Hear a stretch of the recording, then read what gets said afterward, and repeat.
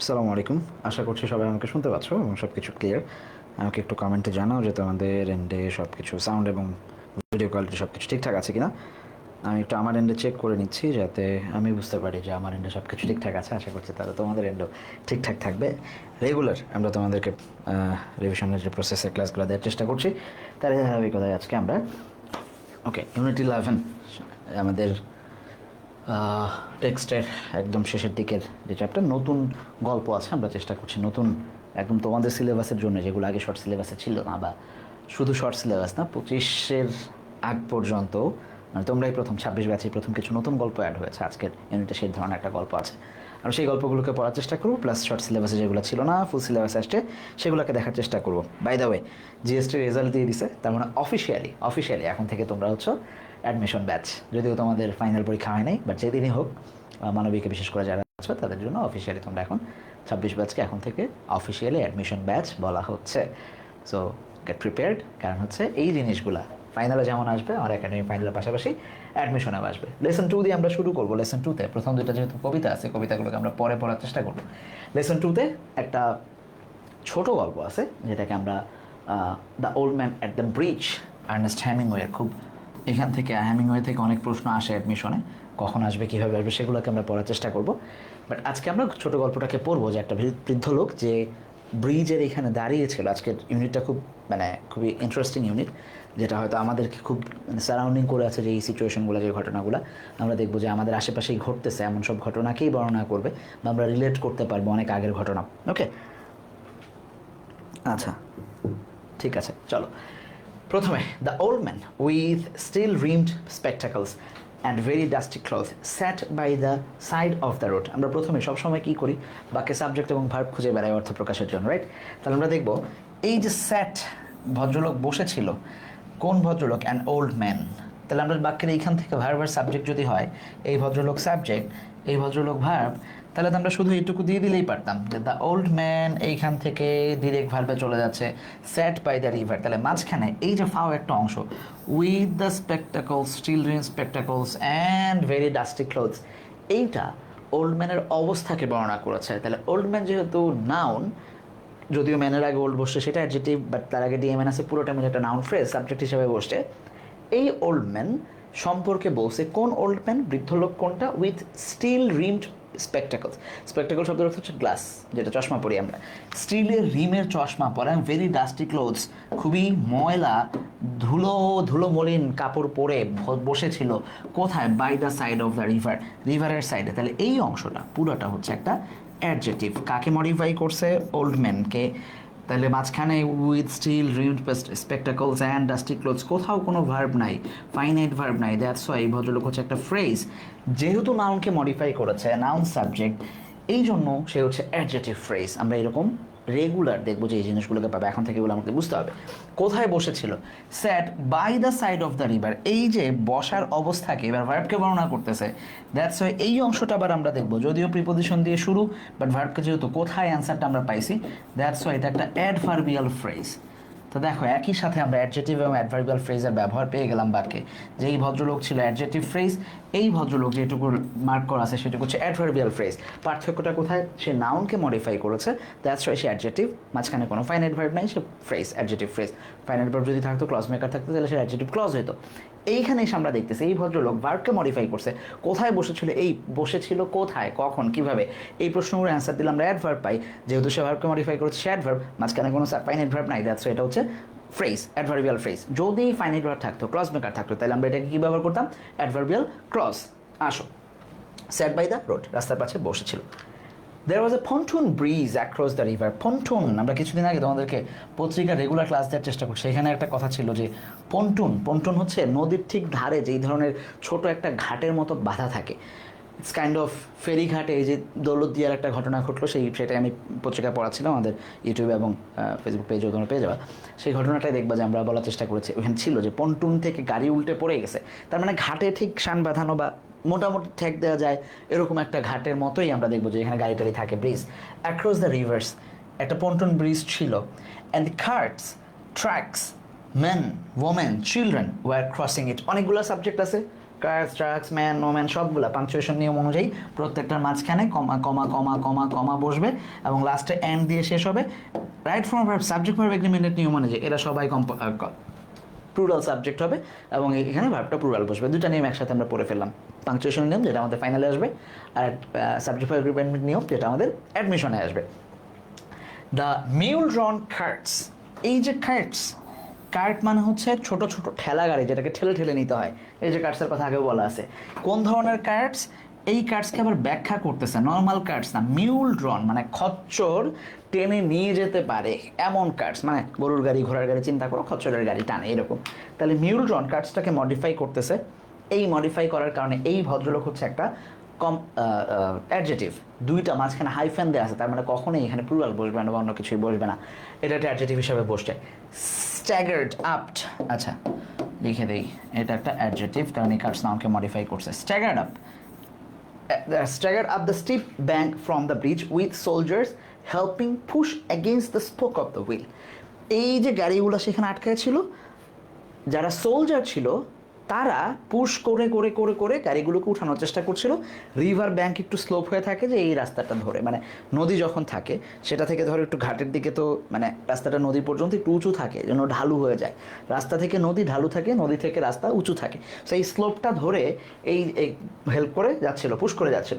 The trucks ground up and away heading out to all pigeons plucked along with ankle deep dust. কাদা, একদম ankle deep dust ছিল। ডাস্টকে আমরা বলতে পারি এখানে কাদা অর্থে, যদিও ধুলো অর্থেও ব্যবহৃত হতে পারে, বাট অ্যাকচুয়ালি নদীর এখানে তো ধুলো থাকে না, কাদা থাকে। কেমন কাদা? Ankle deep dust. But the old man sat there without moving, he was too tired to go any further. আমরা চেঞ্জিং সেন্টেন্সে খুব অহরহ এই নিয়মটাকে পড়ি, টু টায়ার্ড টু গো। এটা একটা ইনডিফিনিট, এটা একটা সিম্পল সেন্টেন্সের উদাহরণ, এটা একটা সিম্পল সেন্টেন্সের উদাহরণ, কিন্তু চাইলে আমরা এটাকে খুব সহজে কমপ্লেক্স করতে পারি। কিভাবে করতে পারি? এই টু টায়ার্ডকে প্রথমে সো দিয়ে পরিবর্তন করব, পরে টু গো যেটা নন ফাইনাইট হিসাবে আছে এটাকে আমরা অ্যান্ড যুক্ত করে ভার্বটাকে নেগেটিভ করব। He was so tired that he could not go any further, আর সামনে এগোতে পারছিল না। এই ধরনের বাক্যগুলোকে আমরা চাইলেই কম্পাউন্ড বা কমপ্লেক্সে কনভার্ট করতে পারি। এইটুকুতে যেখানে আমরা বললাম এতক্ষণ ধরে, আমরা কিছু ইমেজ করতে পারতেছি না যে একটা নদী, এখানে একটা পন্টুন ব্রিজ আছে, নৌকা নাই, গাড়ি, খচ্চরের গাড়ি, মানুষ, ট্রাকস, কিছু হাবিজাবি সৈন্য আছে, তারা পার করতে হেল্প করতেছে।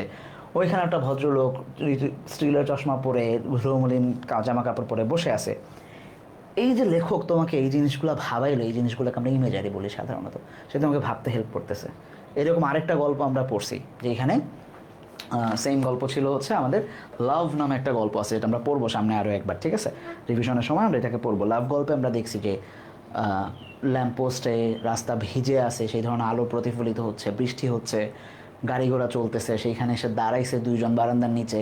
এই যে যখন গল্প বর্ণনার সময় আমরা লেখক বলতেছেন, লিখছেন, আমরা পড়তেছি, ইমেজ করতে, যে কোনো একটা ইমেজ আমরা ধরে নিছি। এই ভদ্রলোককে তুমি কখনো দেখো নাই, বাট সামহাও তোমার মনে হচ্ছে যে কেউ একজন এখানে বসে আছে।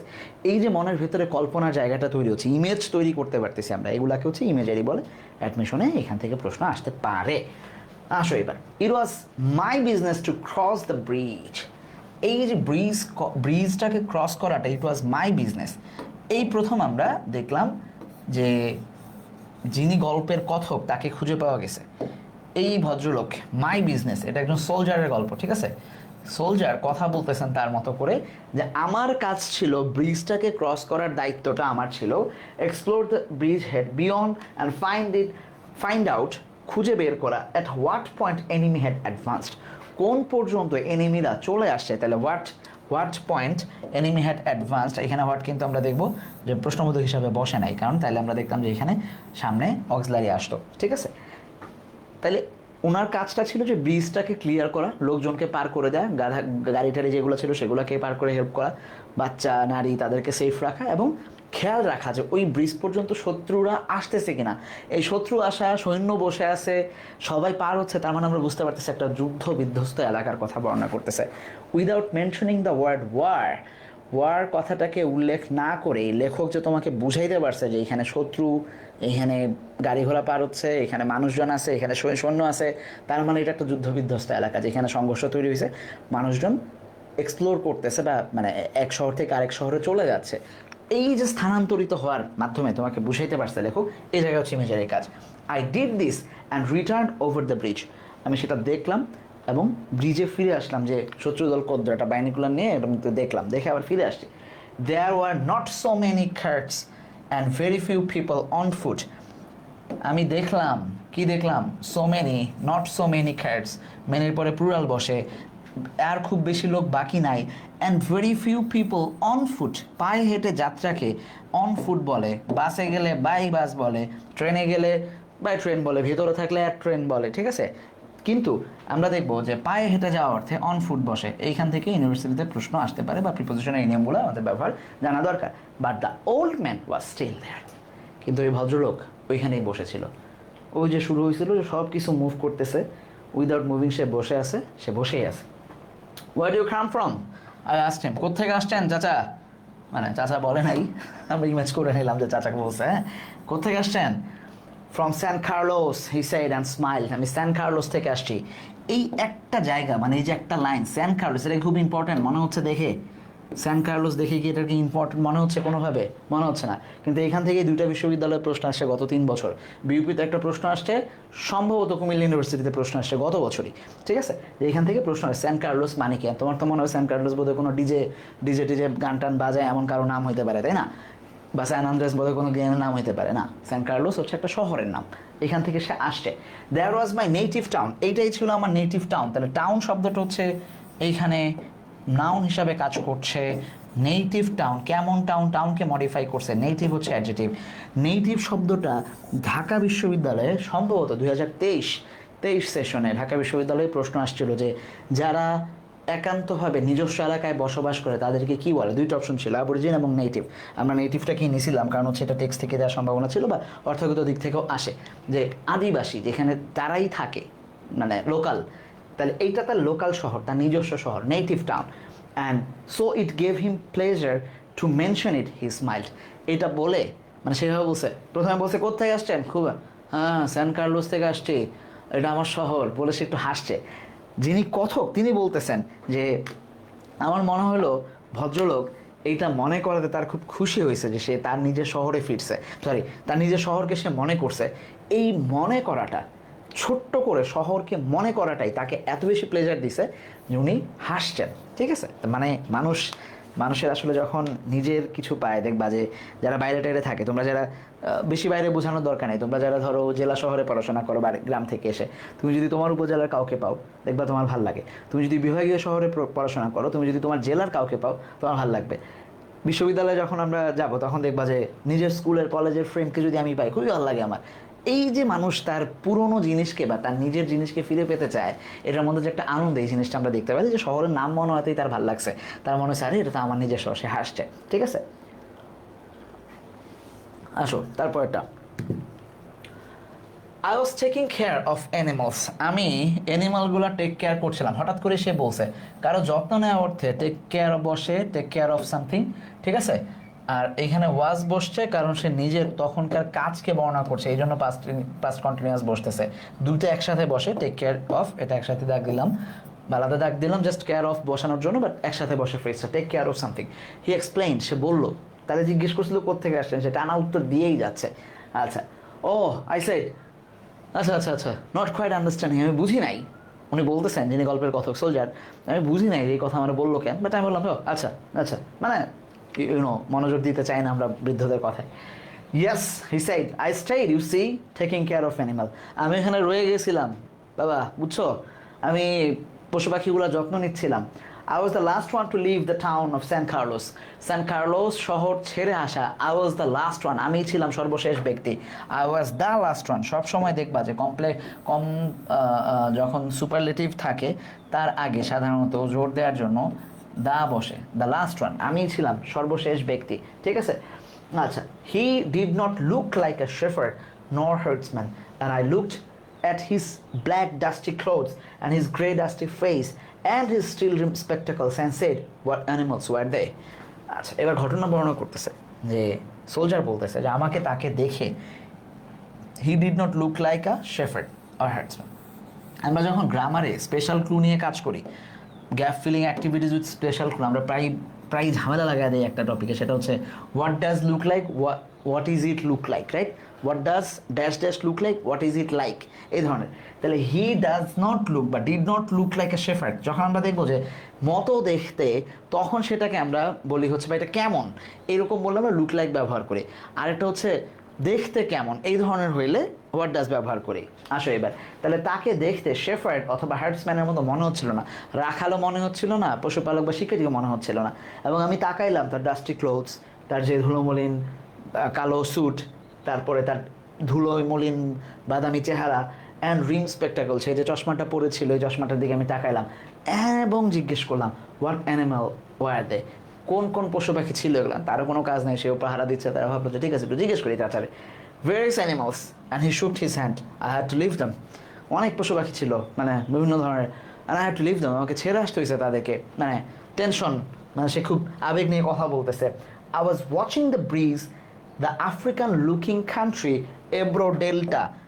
আশ্চর্যজনকভাবে, আমি জানি না যে এগুলো আসলে খুব স্ট্যান্ডার্ড প্রশ্ন হয় কি না, যে প্রশ্ন থেকে আমরা জাস্ট প্রশ্ন করে দিলাম যে এব্রো ডেল্টা কি, সান কার্লোস কি। এই স্ট্যান্ডার্ডনেস তুমি যাচাই করতে করতে কেউ একজন বিশ্ববিদ্যালয়ে চান্স পেয়ে যাচ্ছে এই প্রশ্নগুলোকে মনে রেখে, যে এব্রো ডেল্টা ওইখানে আফ্রিকার একটা ডেল্টার কথা ছিল এই গল্পে, the old man and the bridge. San Carlos একটা শহর, বইয়েই আছে। সো মানে যতক্ষণে তুমি স্ট্যান্ডার্ডকে মডিফাই করতে চাবা, যতক্ষণ স্ট্যান্ডার্ড নিয়ে ভাববা, যতক্ষণে তুমি প্রশ্নের মান নিয়ে চিন্তা ভাবনা করবা, যতক্ষণ তুমি সরকারের দোষ খুঁজবা, যতক্ষণ তুমি শিক্ষা বোর্ডের দোষ খুঁজবা, যতক্ষণ তুমি প্রশাসনের জটিলতা বোঝার চেষ্টা করবা, ততক্ষণে কেউ একজন পড়ে না সামনে আগায় যাচ্ছে। সবসময় চিন্তা করবা যে আমাকে সামনে আগাইতে হবে, সিস্টেমের জায়গায় থাকবে রে ভাই। জুলাইয়ের পরে যদি তোমরা চিন্তা করো যে সিস্টেমটা চেঞ্জ করবা, তোমরা ফুলস প্যারাডাইসে বসবাস করতেছো অ্যাকচুয়ালি। জাস্ট সিস্টেমে থাকো, থাইকা নিজেরাই বিট করো, অন্য 4-5 জন আছে নিজেরা আগায় নিয়ে যাও, খাও দাও ঘুমাও শান্তিতে থাকো, নিজের পড়াশোনা করো, পরিবর্তনের চিন্তা করো না।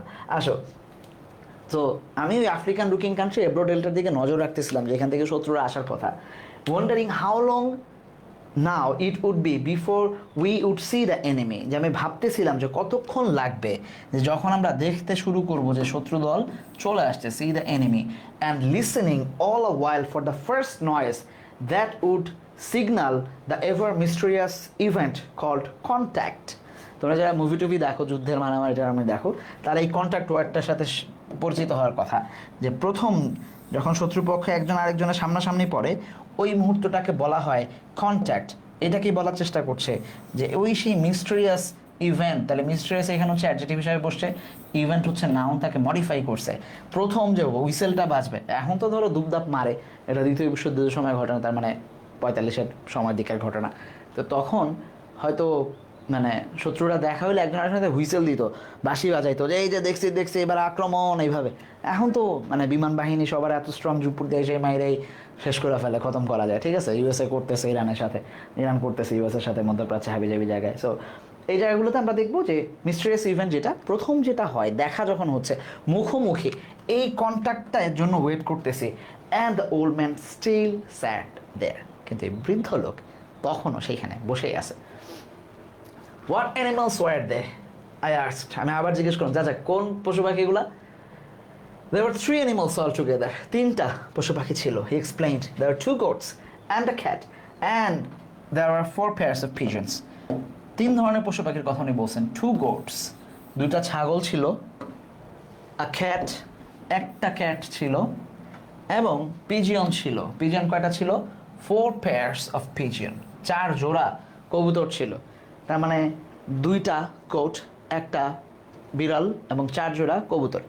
এই 3 ধরনের পশু পাখি তার কাছে ছিল, যেগুলো সে পাহারা দিচ্ছিল। And you had to leave them, yes, আপনাকে ছেড়ে আসতে হয়েছে না বাবা? Yes, because of the artillery, কারণ কামান দাগানো হয় দ্বিতীয় বিশ্বযুদ্ধে। বড় অন্যতম ইয়া ছিল যে কামান দাগা ফিল্ড অ্যাক্টিভিটিস করতে হতো, মানে যে সম্মুখ যুদ্ধে হইতো বিমান ব্যবহার করা হয়েছে, যারা বিমান বেশি ব্যবহার করতে পারছে তারাই জিতছে। এখন যেটা হয় যে সামনাসামনি কেউ যাইতেই চায় না, 2 সপ্তাহ ধরে 3 সপ্তাহ ধরে মারামারি করতেছে ইউএসএ, ইসরায়েল এবং ইরান, তারা এখনও নিজেদের কারো ল্যান্ডে ঢুকে নাই, এমনিই মারতেছে বিমান দিয়ে। ঠিক আছে, বাট তখন এটা ছিল যে আর্টিলারি নিয়ে সামনে আগায় যেতে হয়। The captain told me to go because of the artillery, captain আমাকে বলছে আর্টিলারির জন্য চলে যাইতে। বিকজ অফ এর পরে আমরা দেখবো সাধারণত ফ্রেজ বসে, বিকজ এর পরে ক্লজ বসে। And you have no family, আপনার কোনো ফ্যামিলি নাই চাচা?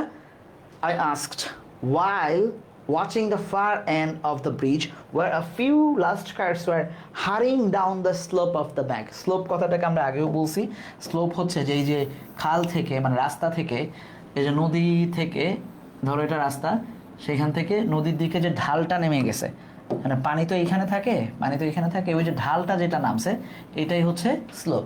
আমি দেখতেছি যে স্লোপ অফ দ্য ব্যাংক, তীরের যে ঢালটা ওইখান বেয়ে প্রায় আর অল্প কয়েকটা কার্স আছে, মোটামুটি সব উঠে গেছে।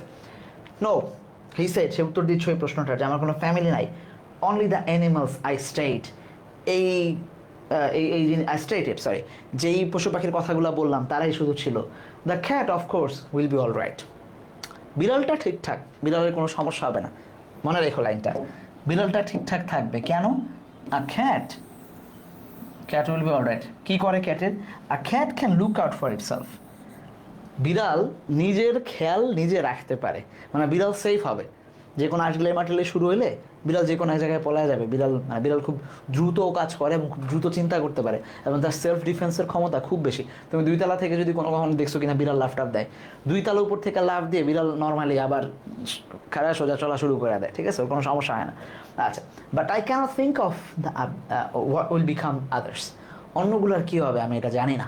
সে বলতেছে হোয়াট পলিটিক্স হ্যাভ ইউ, এইবার ভদ্রলোকের মনে হয়েছে এত পক না করে, মামা কোন বিয়ে আপনার, কোন রাজনীতি, কোন দল করেন, কি আপনার পলিটিক্স কি? তাহলে হোয়াট পলিটিক্স হ্যাভ ইউ, আপনি কোন পলিটিক্স করেন? এতক্ষণে সোলজার তাকে জিজ্ঞেস করছে, সেই উত্তরটা দিছে বিখ্যাত উক্তি, যেটা তোমাদের হয়তো অ্যাডমিশনে হিসাবে আসতে পারে, এক্সপ্লেনেশন হিসাবে আসতে পারে, লিখে রাখতে পারো বা দাগায় রাখতে পারো। এক্সপ্লেনেশনের জায়গায় আসতে পারে আই এম উইদাউট পলিটিক্স, মানে হচ্ছে আমার কোনো রাজনীতি নাই। তাহলে তুমি দেখো এই কথাটা আমি 2 মিনিট নিব এই কথাটাই। আচ্ছা, ওয়ালাইকুম সালাম যারা জয়েন করছো। আমি 2 মিনিট না 30 সেকেন্ড নিব। এই লাইনটা তোমার আমার লাইন, তোমার কোনো রাজনীতি ছিল না জুলাই, তোমার কোনো ধরনের উই ওয়ার উইদাউট পলিটিক্স, আমাদের কোনো পলিটিক্স ছিল না, কিন্তু আমরা জুলাই যারা শহীদ হয়েছে তাদের জন্য চোখের পানি ফেলছি অনেকবার। আমাদের দিন থেমে যায়, কাজ থেমে যায় যখন আমরা মনে পড়ি যাদের পরিবারের কেউ জুলাই শহীদ হয়েছে, যাদের জীবন নিয়ে সংশয় ছিল, যারা ধরে নিয়ে যাইতে পারে যাদেরকে, যেই তোমরা যারা তোমার স্কুলে ছিলা সম্ভবত তোমরা তখন, বা কলেজে উঠতেছো, তোমরা যখন তোমার যে স্কুল ফ্রেন্ড আর নাই, যে আর কলেজে উঠতে পারে নাই, জুলাই শহীদ হয়ে গেছে, তুমি জানো না কখন কীভাবে সে শহীদ হয়েছে, বাট নাই তোমার আর কিছুই। সো আমাদের কোনো পলিটিক্স ছিল না, আমরা কেউ সংসদে যাই নাই, আমরা কেউ কোনো দল করি নাই, এখনও করি না, বাট আমরা ন্যায়ের জন্য বা আমরা এটা সাফার করতেছি, ন্যায় অন্যায়ের হিসাব বাদ দাও, বাট আমরা সাফার করতেছি। এটাই আমরা, পৃথিবীর ম্যাক্সিমাম মানুষ উইদাউট পলিটিক্স, কিন্তু তারাই বেশি সাফার করে। কারণ যে সংসদে গেছে, যারা সরকার, যারা বিরোধী দল, তারা কিছু না কিছু পাইছে, তুমি আমি কিছুই পাইনি, শুধু আমাদের ফ্যামিলির কেউ হারায় গেলে আমরা ওটা সাফার করতেছি, আর কিছুই না। সো এই ভদ্রলোক এই মুহূর্তে, তুমি আমরা এই ভদ্রলোকটাকে উনি আমাদেরকে রিপ্রেজেন্ট করতেছেন। আই এম 76 ইয়ার্স ওল্ড, আমি 76 ইয়ার্স ওল্ড, 76 মানে 76 বছর বয়স। I have come 12 kilometres now, আমি হেঁটে 12 কিলোমিটার আসছি। And I think I can go no further, আমার মনে হয় না যে আমি আর সামনে আগাইতে পারবো, আমার কোনো রাজনীতি নাই। This is not a good place to stop, ভদ্রলোক বলছে যে this is not a good place to stop, এটা কোনো গুড প্লেস না। If you can make it there are trucks up there were it forks for Tortosa, আপনি যদি একটু কষ্ট করে নদীটা পার হইতে পারেন, তাহলে এটা টর্টোজা যাবে, এমন ট্রাকে আপনি উঠে যাইতে পারবেন।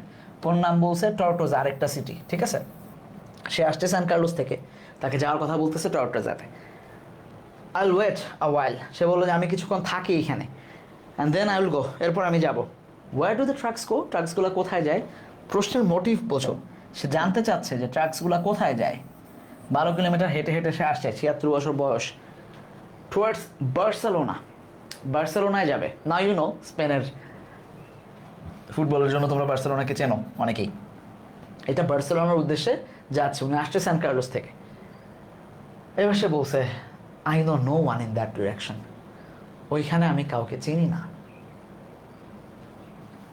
জানি না যে এই লাইনটা তোমাদের হিট করে কিনা, বাট একজন বৃদ্ধ লোক, যার কেউ নাই, কোনো ফ্যামিলি নাই, যার কাছে যে একটা শহরে থাকে, যেখানে তার কিছু পশু পাখি ছিল আর কিছুই ছিল না, এই মানুষটার কাছে না শহরের ইট পাথর ওই ওই এলাকার গাছপালা রাস্তাঘাট পরিবেশ ওই ওই যে দুটা ছাগল তিনটা ছাগল একটা একটা বিড়াল 4 জোড়া কবুতর এইটাই তার লাইফ। সে বার্সেলোনায় গেলে কি পাবে এই জিনিস যেটা স্যান কার্লোসে ছিল? তো সে আক্ষেপ নিয়ে বলতেছে I know no one at that direction, ওই ডিরেকশন তো আমি কাউকে চিনি না। But thank you very much, thank you again very much. আপনাকে ধন্যবাদ সোলজার, আপনাকে ধন্যবাদ। ভদ্রলোক বলছে he looked at me very blankly and tiredly. সে খুবই ব্ল্যাঙ্কলি এবং টায়ার্ডলি আমার দিকে তাকাইলো। And then said having to share his worry with someone, এবং কিছু বললো আমাকে যেটা মনে হলো যে তার দুশ্চিন্তাটাকে সে শেয়ার করতে চায় কারোর সাথে। The cat will B right, I am sure. আমার বিশ্বাস, আমি নিশ্চিত যে বিড়ালটা মানে ঠিকঠাক থাকবে, সে ভালো থাকবে। There is no need to be unquiet. Unquiet শব্দটাকে দাগ দাও, তোমার কাছে অনেকের কাছে এটা অপরিচিত হতে পারে। আনকোয়াইট মানে যে কোনো জিনিস নিয়ে ওয়ারিড হওয়া। হ্যাঁ, ওই উপরে যেটা লিখছে ওই ওয়ারি থেকেই আনকোয়াইট আসে, ঠিক আছে? ওয়ারিড অথবা দেয়ার বি নো, কি বলা যায়, আনকোয়াইট। ওয়ারিডটাই রাখো, ঠিক আছে? যে টেনশন করার কিছু নাই, খুবই টেন্সড। দেয়ার বি নো, আনটেন্সড হতে পারে। হ্যাঁ, টেন্স অ্যাবাউট দ্য ক্যাট, বিড়ালটা নিয়ে টেনশনে কিছু নাই। But the others, now what do you think about the others? সোলজারকে জিজ্ঞেস করছে, বাবা আপনার কি মনে হয় যে অন্যগুলোর কী হবে? আমার তো মনে হয় বিড়ালটা মানে ঠিকঠাক থাকবে, কিন্তু বাদ বাকি ছাগলগুলা পাখিগুলা তো why they will probably come through it alright. সে বলতেছে তারা হয়তো ঠিকঠাক থাকবে, তাতে সমস্যা নাই। You think so? আপনি মনে করতেছেন এটা? জিজ্ঞেস করতেছে। Why not? I said watching the far bank where now there are no cats. সেটা কথা বলতেছে, আবার ওদিকে তাকে দেখতেছে যে কারেক্টগুলো ঠিকঠাক পার হয়েছে কিনা, এবং সেখানে দেখতেছে যে আর কোনো কারেক্ট নাই। But what will they do under artillery when I was told to leave the city because of artillery? এবার ভদ্রলোক প্রশ্ন করতেছে যে কিন্তু যখন আর্টিলারি শুরু হবে তখন কি হবে বাবা? আমাদেরকে তো বলছে যে মর্টার মারবে, আর্টিলারি মারবে, কামান দাগাবে, এই জন্য আমাদেরকে বের হয়ে যেতে বলছে। তো যখন মানে শহরে আসলেই যখন আর্টিলারি শুরু হবে তখন কি করবে? আচ্ছা, তখন সে বলতেছে যে did you leave the dove cage unlocked? চাচা আপনি কি এই যে ডভ কেজ যেটা ছিল মানে ঘুঘু তো না এখন, মানে কবুতরেই, আপনি কি কবুতরের খাঁচাটাকে খুলে রেখে আসছিলেন? তালা মেরে রাখছেন নাকি খুলে রেখে আসছিলেন? সে বলছি ইয়েস, হ্যাঁ হ্যাঁ আমি খুলে রেখে আসছি। তো দেন দে উইল ফ্লাই, তারা উড়ে চলে যাবে চাচা, সমস্যা নাই, পাখি উড়ে চলে যাবে, আপনি টেনশন নেন না। কামান দাগা শুরু হলে পাখির মতো উড়ে চলে যাবে। আর বিড়াল তো সেফ আছে, they can fly. Yes certainly they will fly, but the others it's better not to think about others. কিন্তু আদার্স মানে কারা এখানে? ছাগল দুটা, ছাগলের কথা সে এবার টেনশন করতেছে। হ্যাঁ, ছাগলগুলার কি হবে? তখন সে বলতেছে যে নিজেই বলতেছে আচ্ছা থাক, অন্যগুলোর কথা আমরা চিন্তা করে লাভ নাই, বিড়ালটাও সেফ থাকবে, পাখিগুলো উড়ে চলে যাবে, তাও তো 3টার মধ্যে তো 2টা বাচ্চা, কি আর করা। কিন্তু একটা মানুষ যার আসলে কিছুই নাই, কোনো ফ্যামিলি নাই, একটা শহর ছিল যেখানে সে এই কটা জিনিসকে নিয়ে বাঁচতো, তার জন্য আসলে মানে একটা পাখি মরে গেলেও অনেক কিছু। তোমার আমার জন্য হয়তো কিছুই না, বাট তার জন্য অনেক কিছু। If you are rested I would go. চাচা আপনার যদি রেস্ট না হয়ে থাকে চলেন আগাই। আই আর্চড, আমি তাকে আর্চ করলাম, রিকোয়েস্ট করলাম, পুশ করলাম। Gear up and try to walk now, উঠে দাঁড়ান, হাঁটেন একটু, চলেন আগাই। Thank you he said and he got to his feet. সে থ্যাংক ইউ দিল, একটু উঠে দাঁড়ানোর চেষ্টা করলো, and swayed away side to side and then sat down. Swayed away, swayed from side to side মানে হচ্ছে এই যে তাল খেয়ে খেয়ে এই পাশ থেকে এই পাশে, এই পাশ থেকে, অনেক সময় দেখবা বাচ্চারা যখন হাঁটা শিখে তখন স্টেপ মিলে দিতে পারে না, টাল খায়, মানে সে আর বডিকে পুশ করতে পারতেছে না somehow. And set down backwards in the dust. এরপর সে ডাস্টে হেলান দিয়ে বসে পড়লো, সে আর পারতেছে না। I was taking care of animals he said dully but no longer to me. আমি শুধু এই পশু পাখিরগুলাই যত্ন নিতেছিলাম যারা আমার কাছে আর নাই। I was only taking care of animals. বারবার এক কথাই বলতেছি যে আমি শুধুমাত্র টেকিং কেয়ার অফ অ্যানিমালস, পশু পাখিগুলোর যত্ন নিচ্ছিলাম, তারা আমার কাছে আর নাই। There was nothing to do about him. Soldier বলতেছে আমি বুঝে গেছি, there was nothing to do about him, তার ব্যাপারে আর কিছুই করার ছিল না। It was Easter Sunday and fascist were advancing. এই ফ্যাসিস্ট সম্পর্কে গত বছর প্রশ্ন আসছে, ফ্যাসিস্ট সম্পর্কে ঢাবিতে গত বছর রিটেনে প্রশ্ন আসছে। ফ্যাসিস্ট ওয়ার অ্যাডভান্সিং টুয়ার্ডস এব্রো, ওই এব্রো ডেল্টা যেটা উল্লেখ ছিল একটু আগে, সেদিক দিয়ে ফ্যাসিস্টরা আসতেছে। এটা ইস্টার সানডে ছিল। It was a grey overcast day with a low ceiling, so their planes were not up. যে ওই দিন ছিল খুব মেঘলা, লো সিলিং মানে তুমি দেখবা মেঘের দিন মনে হয় যে বর্ষাকালে। এখন তোমরা যদি কেউ আকাশের দিকে তাকাও, কার এলাকায় কী অবস্থা আমি জানি না, যদি আকাশ পরিষ্কার থাকে তাহলে দেখবা যে নীল আসমান অনেক উপরে, কিন্তু যখন বর্ষাকাল থাকে তখন মনে হয় যে পাঁচতলার উপরে বোধহয় মেঘ, এরকম মনে হয়, যদিও এটা না, বাট মনে হয় যে মেঘ তো বোধহয় পাঁচতলায় উঠলে হাত দিয়ে মেঘ ধরা যাবে। সো লো সিলিং ছিল, কিছুটা ওয়েদারটা কিছু নিচে থাকাতে the planes are not up, যেহেতু মেঘলা ওয়েদার, প্লেনগুলো চলতেছিল না, জার্মান বা ইটালিয়ান যে প্লেনগুলো এগুলো চলতেছিল না, কারণ এত লো সিলিং থাকলে লোকালয়ের নিচ দিয়ে প্রায় যাইতে হয় এমন অবস্থায়। দ্যাট, এই দ্যাট একটু ভালো করে বুঝো, এই দ্যাটটা হচ্ছে এইটুকু, grey overcast day with a low ceiling, এটাকে রিপ্রেজেন্ট করতেছে যে এইটা এবং দ্য ফ্যাক্ট, একটা ফ্যাক্ট সত্য যেটা বা তার কাছে যেটা প্রতিষ্ঠিত, that cats know how to look after themselves, এইটুকু যদি মাঝখান থেকে বাদ দাও তাহলে দেখো দ্য ফ্যাক্ট ওয়াজ, তাহলে ফ্যাক্ট এখানে নাউন, দ্যাটটা তাকে মডিফাই করছে, ফ্যাক্ট এখানে নাউন, দ্যাট তাকে মডিফাই করছে, এইখানে দ্যাট থেকে বাদ বাকিটা এটা একটা অ্যাডজেক্টিভ হিসাবে বসছে, যেহেতু ফাইনাইট ভার্ব আছে এবং অন্যান্য আছে, এই ভদ্রলোক হচ্ছে অ্যাডজেক্টিভ ক্লজ হিসাবে বসছে। That the fact and the fact that cats know how to look after themselves, যে বিড়ালরা জানে যে কিভাবে তাকে নিজেদেরকে সেভ করতে হয় বা লুকায় রাখতে হয়, was all the good luck that the old man could ever have, ওইটুকুই ভদ্রলোকের কাছে একটা গুড লাক হিসাবে আমি রেখে দিয়ে আমাকে আগাইতে হলো।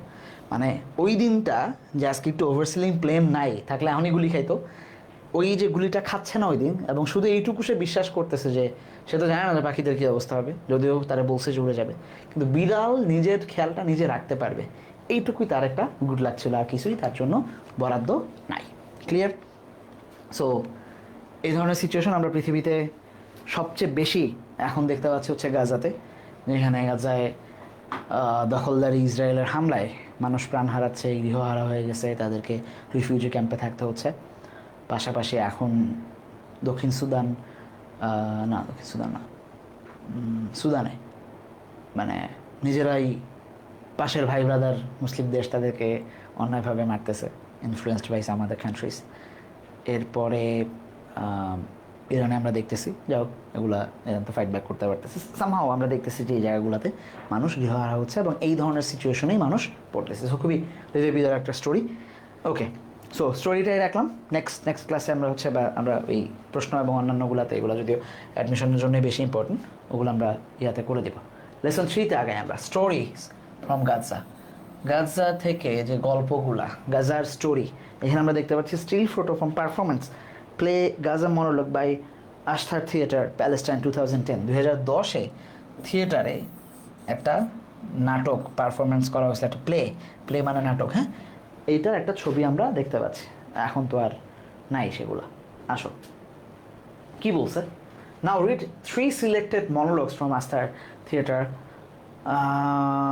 Production Gaza monologue and answer the questions. আচ্ছা যাও, 3টা চিঠির কথা আমরা পড়বো বা স্টোরির কথা আমরা এখানে উল্লেখ পাবো।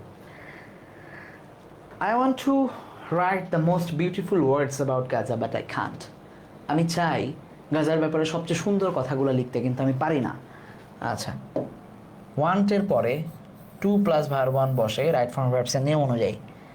এই বাক্যে বাট যুক্ত হয়ে আমরা দেখতেছি এই পাশে একটা ফাইনাইট ভার্ব, এটা মূলত আই কান্ট রাইট একসাথে আছে, সো এটা ফাইনাইট ভার্ব আছে।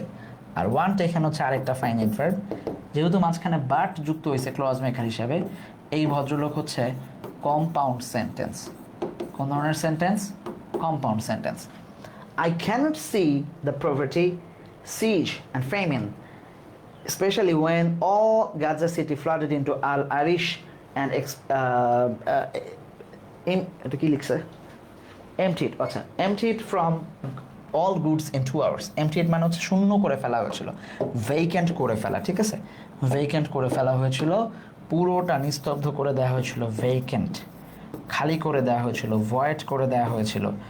এই সময়গুলোকে, এই যে দুঃখ দুর্দশা সিজ করে ফেলা, আটক করে ফেলা, তাদেরকে খরা নিয়ে আসা, খরা না এটাকে বলে দুর্ভিক্ষ, মানে খাবার দাবারের অভাব, সাপ্লাই বন্ধ করে দেয় ইসরায়েল। 10-এর দিকের স্টোরি তো, সো আরও আগের কথা আর কি। I cannot see the deprivation in every house and the fear and the sickness. যে আমি তো দেখতে পারি না গাজায় যে এই যে ডিপ্রিভেশন, মানে তাদেরকে ডিপ্রাইভ করা, হ্যাঁ, অপ্রেস অর্থেও ব্যবহৃত করতে পারবো আমরা এখানে, অপ্রেশন, অপ্রেশন, সাপ্রেশন, এগুলো আমি আর দেখতে চাই না। প্রত্যেকটা ঘরে ঘরে ফিয়ার অ্যান্ড দ্য সিকনেস, ওই ভয়, ওই সিকনেস, ওই অসুস্থতা, মানে ভীতি, ওই মানে pressure. What do you want me to say about Gaza? কী বলতে চাও, কী বলাতে চাও আমাকে, বা তোমরা কী শুনতে চাও আমার কাছে? From when I became aware of it, I was sad about everything inside it. যখনই আমি এটা সম্পর্কে জানা শুরু করেছি, অ্যাওয়ার হয়েছে, তখন থেকে আমি সব কিছু নিয়ে স্যাড ছিলাম। I was sad about everything inside it, especially the kids and even adults, youths, women, girls, animals, stones, trees, everything in it is crying. আমি দেখলাম যে এর ভেতরের প্রত্যেকটা জিনিস, গাছের ভেতরের প্রত্যেকটা জিনিস কাঁদছে, কান্নারত। কারা? এই যে স্টোন এবং ট্রিজকে উল্লেখ করছে, সবাই কাঁদতেছে। কারণ কি? I am looking for nice words to say and I can't find them. আমি চাই, আমার চেষ্টা করে, আমার ইচ্ছা করে যে আমি ভালো শব্দ খুঁজে বের করে নিয়ে আসবো, কিন্তু আমি পারি না। The sea is the only thing that helps me dream. আমাকে স্বপ্ন দেখতে, এখানে ড্রিম কিন্তু নাউন না, এখানে ভার্ব।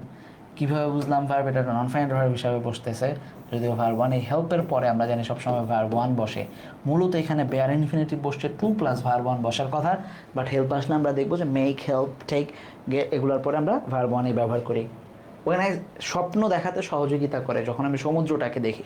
কেন? When I stand on the shore I can imagine Cyprus, travel to Paris, fly to Rome, all while standing in the same spot. আমি যখন সমুদ্রের পাড়ে শহরে দাঁড়ায় থাকি, যেটা এখন আর নাই, তোমরা শরীরে 2010-এর দিকে ভাবতেও পারতেছো না, কারণ তোমরা তখন অনেক ছোট, বয়স জন্ম হয়েছে কিছুদিন হলো তোমাদের, বোধহয় অল্প, একদমই ছোট তোমরা।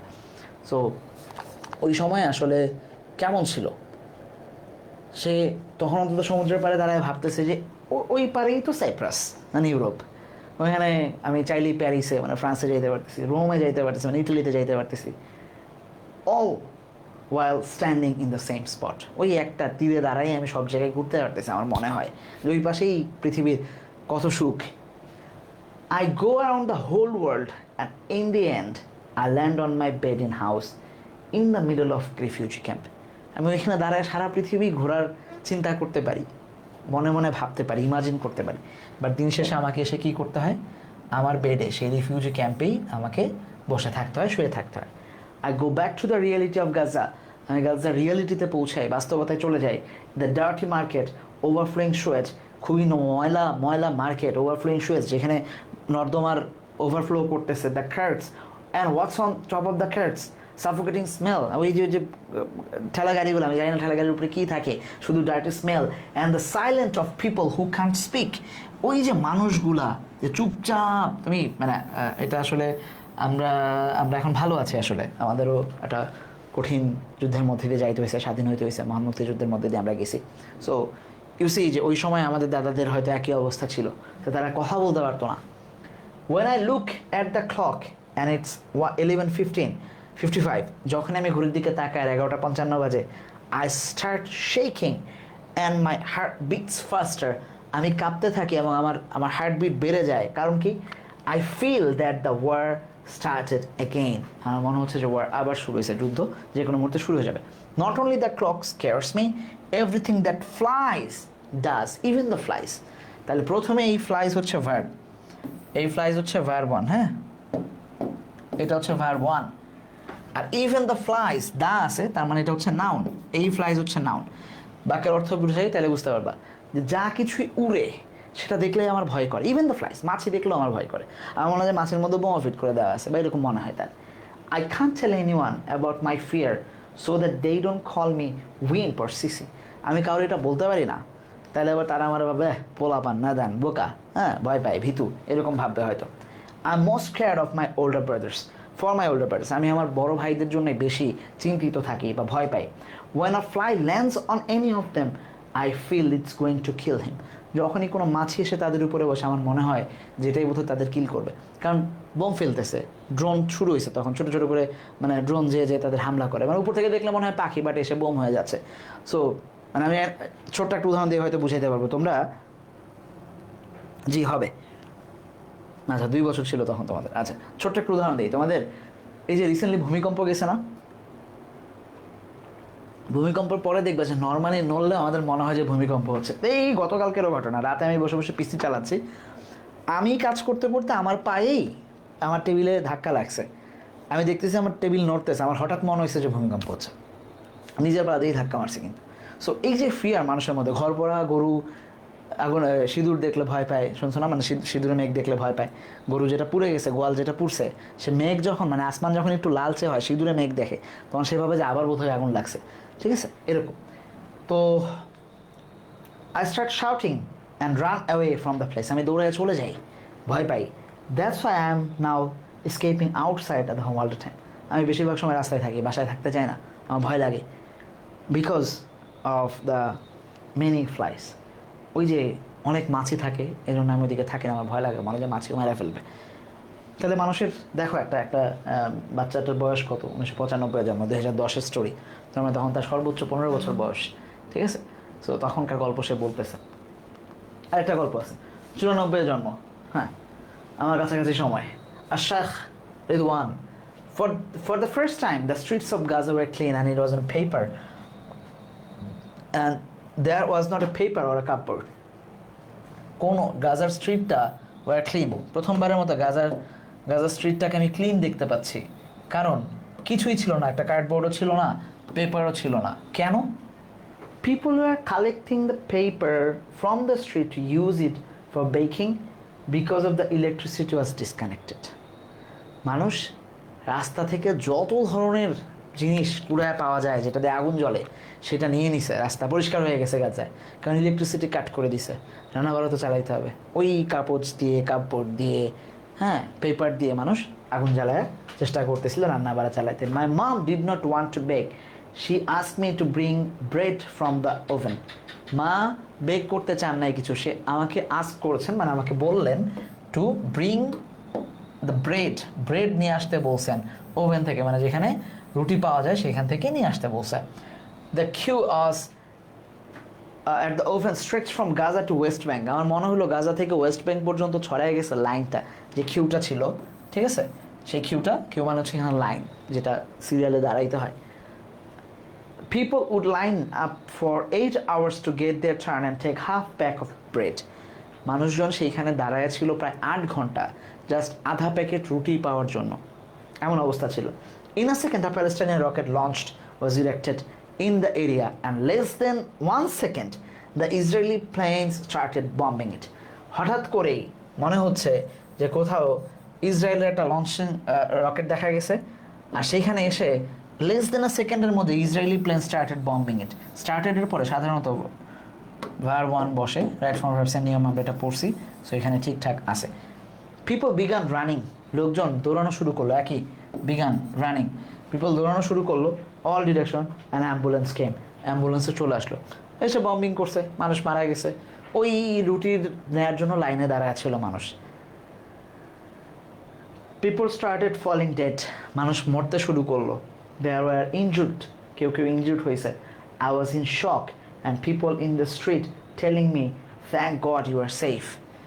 একদম কাছেই বম পড়ছে, সে বেঁচে ছিল, অ্যাম্বুলেন্স থেকে লোকজন এসে বলছে বাবা আল্লাহ বাঁচাইছে যে তুমি বেঁচে আছো। Anyway I went back home without loaf of bread. আমি রুটির ব্যাগ ছাড়া বাড়িতে গেলাম এবং মা আমাকে বকা দিল। But till today she does not know Y I didn't bring the bread. রুটি আনো নাই কেন, আমি বকা দিচ্ছে, কিন্তু আমি তারা বলতে পারি নাই যে কি হয়েছে মা, কারণ এটা বললে আর মা আমাকে কোনোদিন বেরোতে দিবে না বাসার থেকে, কি খাবো। So that's life there, you C.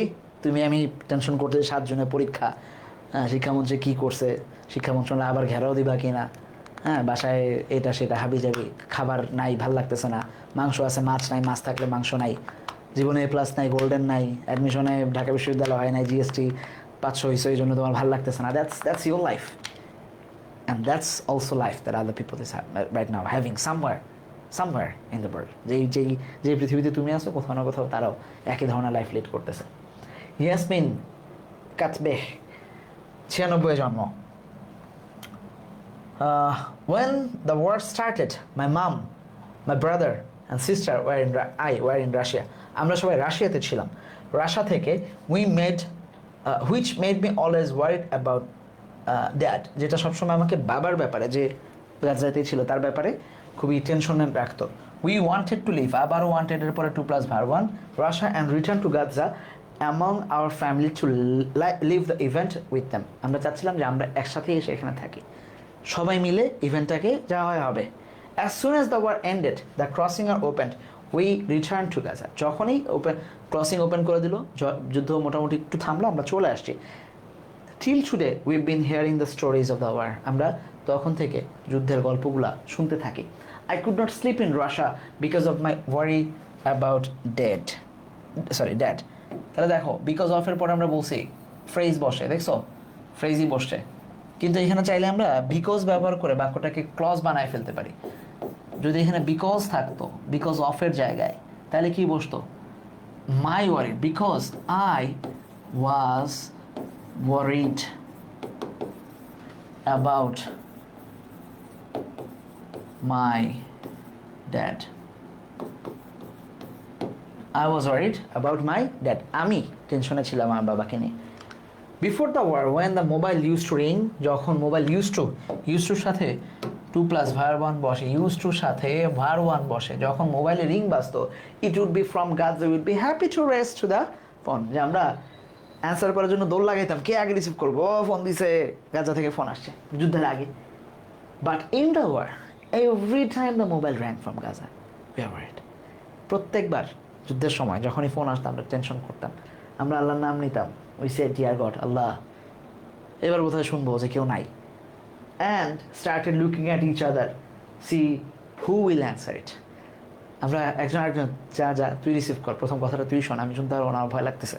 আসলে যুদ্ধের আগে আমরাই দৌড়াইতাম যে কে আগে রিসিভ করবো, বাবা ফোন দিছে বা আত্মীয় কেউ ফোন দিছে, গাজা থেকে ফোন আসলে আমরা দৌড়াইতাম। যুদ্ধের পরে আমরা এটা নিয়ে টেনশনে থাকতাম। After the war a lot of things changed in me, আমার ভিতর অনেক পরিবর্তন আসছে। I started seeing things differently, স্টার্টের পরে আবারও ভার্ব আইএনজি বসছে, রেগুলার বসবে এটা। I began to like the city, life became more beautiful and so did I. আমি আস্তে আস্তে সিটিটাকে ভালোবাসতে শুরু করলাম, যুদ্ধবিধ্বস্ত এই গাজা সিটিকে। লাইফের অন্যান্য দিক আমার কাছে সুন্দর লাগতে লাগলো এবং আমার নিজেকেও সুন্দর লাগতে লাগলো। কারণ কি, মাই ফ্রেন্ডস চেঞ্জড, আমি বন্ধু পরিবর্তন করে ফেললাম, মানে I made older and more mature ones. আমি এখন আরও বয়স্কদের সাথে মিশি, ম্যাচিওরদের সাথে মিশি। I become very outspoken and brave even in front of my dad. আমি বাবার সামনেও খুবই ব্রেভ, খুবই আউটস্পোকেন, অনেক কথা বলি। আমার সাহস বাড়ছে, and I could face anyone. আমি যে কাউকে ফেস করতে পারতাম, জীবনের ভয় নাই তো। Mom and I become friends and lot of time we stay up night and talk about everything. আমরা বসে বসে সেই ব্যাপারে কথা বলি, আমরা এখন বন্ধু হয়ে গেছি। In the future, if I grow up in Gaza, it is an achievement to grow up.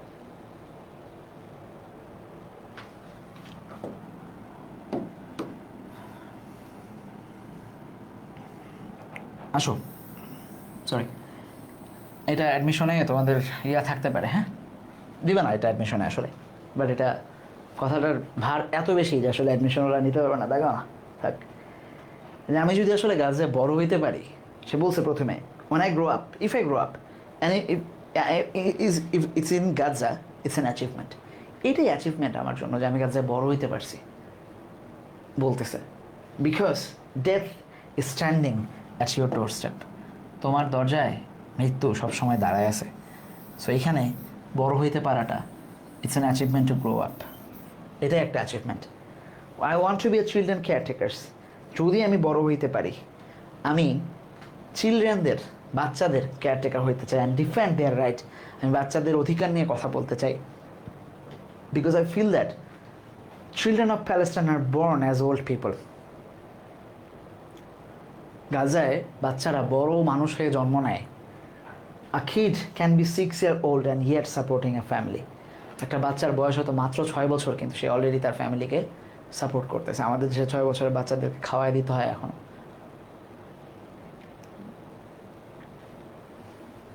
Anyway, so this is the story, actually very emotional one. আর যেহেতু নিয়মিত আমরা এটা দেখতেছি এবং এনিওয়ে অনলাইন কাউকে কার্স করতে চাই না, জাস্ট দোয়া করি আল্লাহর কাছে যেন সব কিছু ঠিকঠাক থাকে সব জায়গায়। সো যুদ্ধ বিদ্রোহ কখনোই এগুলা ভালো না, কারোর জন্য যুদ্ধ ভালো কিছু নিয়ে আসে না। War is good for nothing, ঠিক আছে, অ্যাবসোলিউটলি নাথিং। সো পৃথিবী সুন্দর থাকুক, শান্ত থাকুক। সো এই চ্যাপ্টারে বাদ বাকি যা আছে আমরা এগুলো হচ্ছে পরে ইনশাআল্লাহ করার চেষ্টা করব, ঠিক আছে। প্র্যাকটিসগুলো আমরা দেওয়ার চেষ্টা করব, তোমাদেরকে একটা ই বুক দেওয়ার চেষ্টা করতেছি আমি, ইনশাআল্লাহ ওগুলো তো সব কিছু পেয়ে যাবা আপডেটেড ওয়েতে। সো তার এক পর্যন্ত ভালো থাকো, সুস্থ থাকো, পরের ক্লাসে দেখা হবে। মোটামুটি শেষের দিকে আমরা রিভিশনগুলোকে খুব জোরে আবার শুরু করতেছি ইনশাআল্লাহ। আসসালামু আলাইকুম।